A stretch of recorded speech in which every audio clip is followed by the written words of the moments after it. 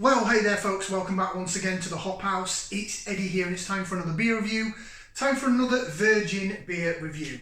Thank you very much for joining us. If you have just found us here on YouTube, if you're brand new, then welcome to the Hop House. We like hoppy beer, we like house music, that's why we named that. If you like either of those or both, give us one of those. Give us a like, share, subscribe to this channel.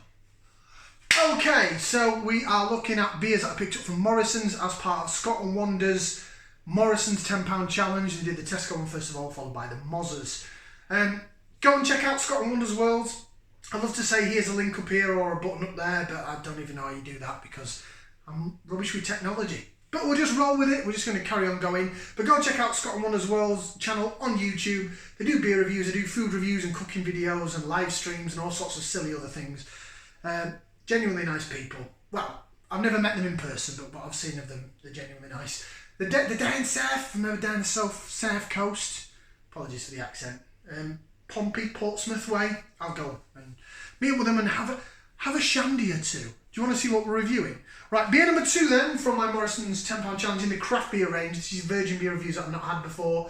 I'm not going to review the ones that I've already done and already reviewed. What's the point? And it is this. It's from Mikkeller. It's a New England pale and it's called Do Stuff Together.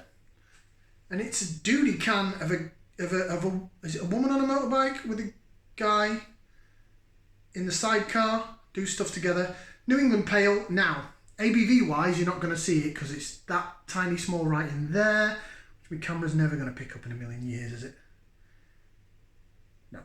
4.7%, basically. That's your ABV on this one. This was 3 of your English pounds in in Morrisons, but it's also under the 4 for 3. It's not 4 for £3. I wish. It's 4 for the price of 3. So basically, if you get 4 cans of this or 4 cans of £3 beer, you get one free. So you get 4 cans of 440ml craft beer for £12. Not bad, is it? No, 4 for £9. I'm on about to get one free. 4 for 9. Tell you, maths is not my strong point. Right, let's get this out into the glass. Can't believe I messed up a simple calculation like that. Dear God.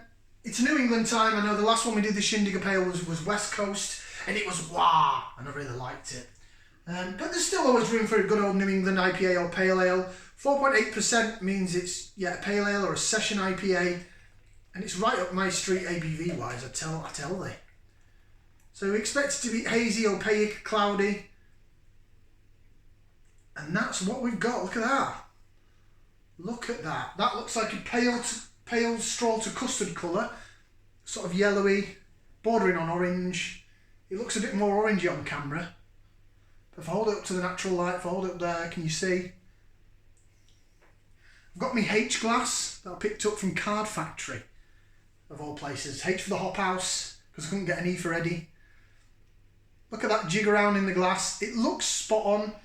If I hold it up to the natural light, it's really hazy. You're not seeing through the other side. I couldn't tell you if there's any floaters in it, if it's can condition, because you just can't tell. You just don't know. You just don't know, see? You just don't know.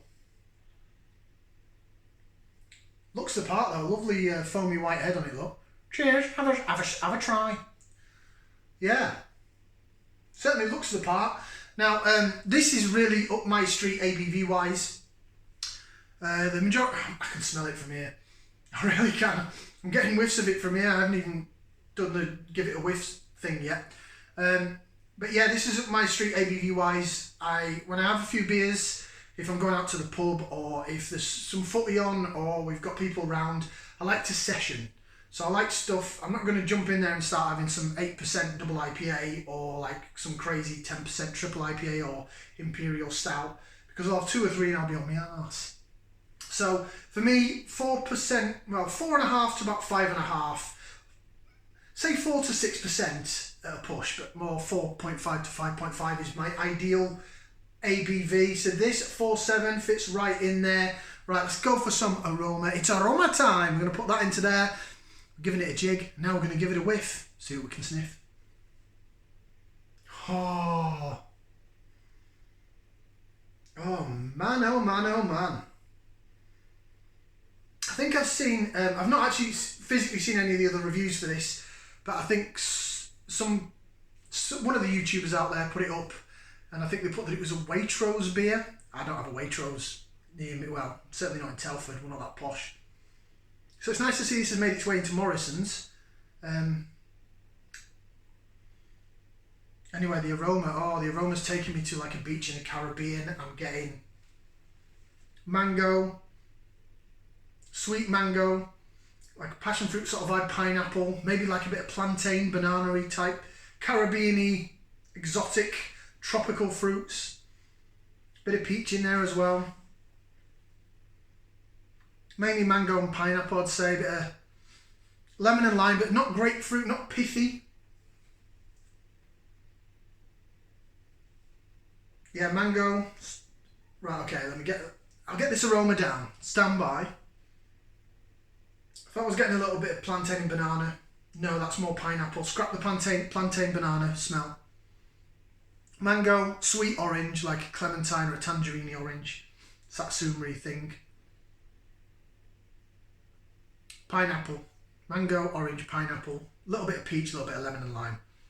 Oh, it smells really good though. That has got my taste buds going. And after the thingy shindig jobby that we just did, that was quite wah, this is going to be a bit more refreshing, I think. Right, let's give it a try. Let's bottoms up, down the hatch. Cheers, all the best.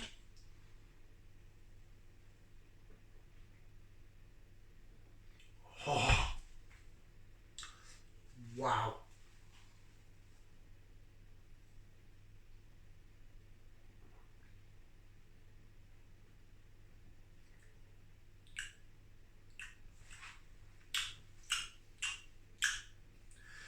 Oh, that's like drinking a fruit juice on a beach in the Caribbean. One of those coconut bowls, like fruit punch or something. Oh my giddy ants. Wow, what a beer. What a beer. Oh, right. Wipe some of the chilled haze away and we'll do a bit of lace division. I just don't want to drop the glass on the floor because it is quite... Jig, jig, jig, jig, jig. Look at that jig away. Look at that. Look at it.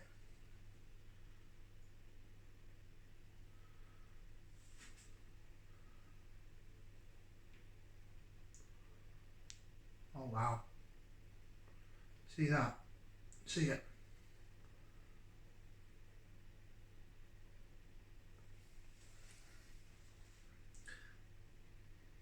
Oh, so tropical. Right. First of all, I have to mention on this the mouthfeel. The je ne sais quoi that is the mouthfeel on this beer.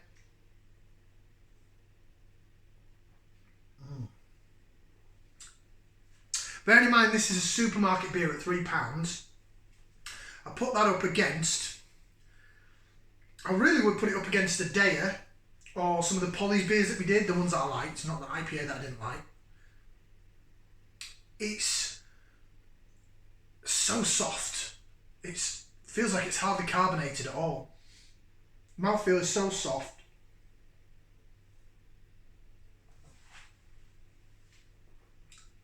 Light to medium body on it. It's not very heavy, but it coats your mouth in flavours. Oh my god, it coats your mouth in flavours. But the mouthfeel alone, it's actually up there with the, in terms of supermarket beers, so take the Daya and the Polly's to one side, because that's marketed at higher cost, higher echelon of craft beers. In terms of supermarket beers, that has probably equal mouthfeel to the London Beer Factory's, their New England Pale that we did, Daydreaming, I forgot the name of it then, from Tesco. The mouthfeel on that was exceptional, and it is on this. It really is. Flavour wise,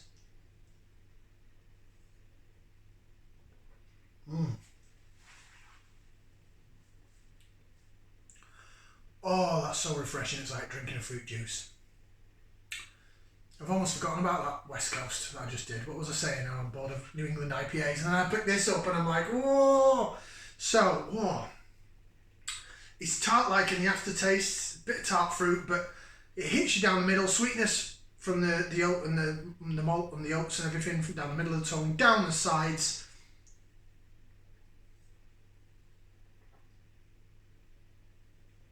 Orange.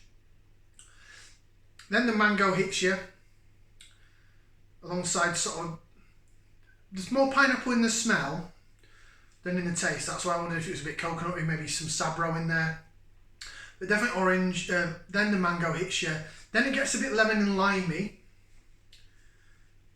And that's what you get in the tart aftertaste, is like a lemon lime vibe. I wouldn't say it's grapefruit. It's not that pithy enough to be grapefruit. It's more 7-uppy, lilty, lemon and lime, sort of 7-Up Spritey, should I say, lemon and lime vibe, but without the fizz, obviously, because it's so softly carbonated. I've nearly necked that. Whoa, what a beer. Right, see if I can read what it says, because the writing's quite small. So Mikkeller, by the way, if you don't know who Mikkeller are, I've only done a couple of Mikkeller beers on the channel before. I did one, both of them I got from Sainsbury's. One was the Brewdog collaboration, Brewdog versus Mikkeller. It was a New England IPA, and it was just too sweet for my palate. It was way too sweet. This is more fruity and tart, refreshing and zesty, but it's not really sugary and sweet, which, excuse me, which works for me, works a treat for me. Yeah, so there was the Brewdog versus Mikkeller I did. The other Mikkeller beer I did was in a 330ml can. I got it actually from my local Sainsbury's. They have 330ml cans, I just don't have 440s. And that was at Eyes Wide Open, something Side Eyes. Side Eyes Open, Side Eyes Shut, Side Eyes. There was two faces side by side looking at each other side on. Something to do with side and eyes. Anyway, that was nice, I like that. But that is phenomenal. Right, let's go back to reading this small writing on the can. It's brewed in Denmark, which is where Mikkeller is. I think Mikkeller started off from doing a little bit of research, and I literally mean a little bit at all. And Mikkeller used to go around to other breweries and brew with them. He was like a travelling brewer, or some people use the term gypsy brewer. And now he's opened up, he or they, I'm guessing there might be more than one person behind Mikkeller, they've opened up their own brewery in Denmark. So it's brewed over there. It says ingredients is barley malt, oat flakes, unmalted wheat, hops and yeast. Doesn't say what the hops are. But you know what? That's not a problem, because that, I don't know if they still do it in Waitrose. If they do, and you've got a Waitrose near you, pick it up. It's called Do Stuff Together. And I tell you what, why don't you get some friends round and you can all go to the supermarket and pick it up, and then you're doing stuff together. But it's in my Morrisons, and I will be back for more of that. Now, as much as I love Vocation Brewery, and as much as I love Buxton Brewery, bearing in mind I've got a load of Buxton stuff I've not even touched yet, I got straight from the brewery, so I have to bear that in mind. But that, in terms of supermarket beer, is the best one I've had of 2022. I know it's been out longer than that, but I've just discovered it. So I'm having it. I'm sorry, I'm having it. That's my best 2022 so far. Yeah, so far I've had the New England, not the Jungle Trip, but the other LBF one. That's the new design can of London Beer Factory. Daydreaming, I keep forgetting the name of it. That was in a 330ml. That was tremendous. They've come on leaps and bounds of London Beer Factory. But that from Mikkeller, it went down a treat, and I'm finishing it off. That's quite simple for me, that gets 2 thumbs up, 2 feet, 4 limbs out of 4. Do stuff together. Do me a favour, get your friends and do stuff together. Go get that from Morrisons or Waitrose. See you on another beer review. Ciao for now. Oh my god, that's so good. Ciao for now, people. Ta-ra.